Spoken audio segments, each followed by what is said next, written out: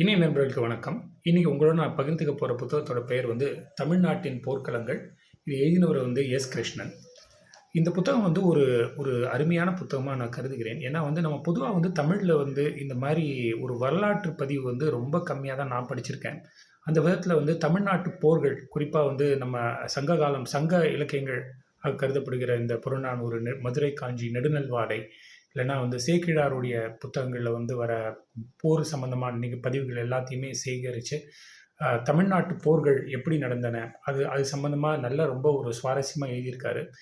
குறிப்பா நம்ம நம்ம இப்ப இப்ப பொன்னியின் செல்வன் மாரி புத்தகங்கள் நம்ம கேள்விப்பட்ட கேரக்டர்ஸான பராந்தக சோழன், ராஜராஜ சோழன், ராஜேந்திர சோழன் இவர்கள்லாம் எதிர்கொண்ட போர்கள், தமிழ்நாட்டின் மிக முக்கியமாக கருதப்படுகிற பல பெரிய போர்களை பற்றியெல்லாம் இந்த புத்தகத்துல இவர் பதிவு செஞ்சிருக்காரு.